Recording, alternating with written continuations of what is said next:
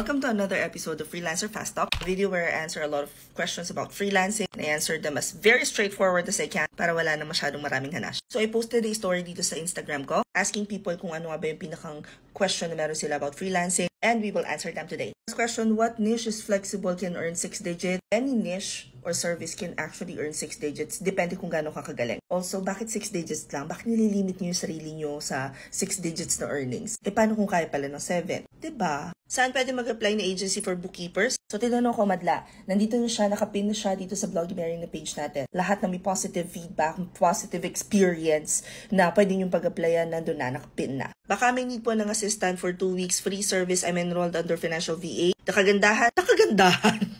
Ang kagandahan ng financial virtual assistance na class natin is may 2 weeks kayo na internship. After nun, I want you to explore yung ating application book session which is online. Kasi tuturuan ko kayo doon kung paano mag-apply. How to apply if no work experience at all? Then you have to start creating mock projects, kung ano man yung niche na gusto ninyong pasukin or ano yung service na gusto ninyong i-provide. Again, the very first question that you have to ask yourself is, ano nga ba yung i-offer ko na service sa mga businesses at anong problema ng business ang sinusolusyonan nun? Pagkatapos na mag-create kayo na mock projects, meaning either maghahanap kayo ng mga businesses na kagaya nung pino-project ninyo na magiging client ninyo, tapos ipapakita nyo as an example ano yung gagawin nyo for that business. How to start freelancing, anong mga skills na need they provide, planning to switch na. That means si Judas ay meron ng experience someplace else, probably BPO, maybe corporate. So kung ano yung service na ginagawa ninyo sa inyong previous job, yun yung inyong i-offer na service. Halimbawa, kung nag-work kayo sa BPO, that means marunong kayo ng customer support, administrative, probably technical, maybe a little bit of sales, and you have to be able to prove na kaya nyo talagang gawin yun. Ito medyo complicated kasi very specific na talaga yung industry niya.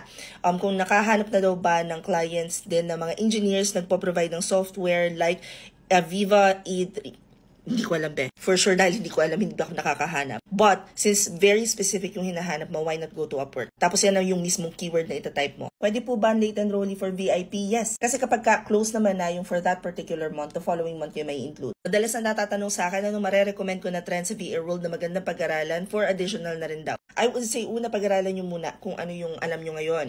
I-hone nyo yung skill na yon. Mag-practice kayo paano kayo makakahanap doon. Pagkatapos kapag alam nyo na kung ano yung service na ipoprovide ninyo, saka kayo mag-upskill. Pero let's just say for the purpose of this video na itong si Camille is wala pa talagang alam sa freelancing or virtual assistance. You have 5 services na pwede nyo i-offer. Administrative, creative, tech, support, or sales. Mamili kayo ng isa. Kagaya ng pinsan ko, naghahanap siya ng pwede pagkakitaan on the side. Meron siyang 9 to 5 na trabaho. May experience din siya sa BPO. And sabi ko talaga sa kanya, automatic digital marketing pag-aralan mo. When I say digital marketing, anything na nagsa-service to market services online. So pwede yung social media management, SEO, copywriting. And while you guys are learning itong mga services na pwede nyo i-offer under digital marketing, pwede nyo na rin gamitin yung napapag-aralan ninyo para i-market yung services nyo, ganyan. Hope this helps. Comment down the questions you guys have about working from home. Follow for more work from home chismis. Bye!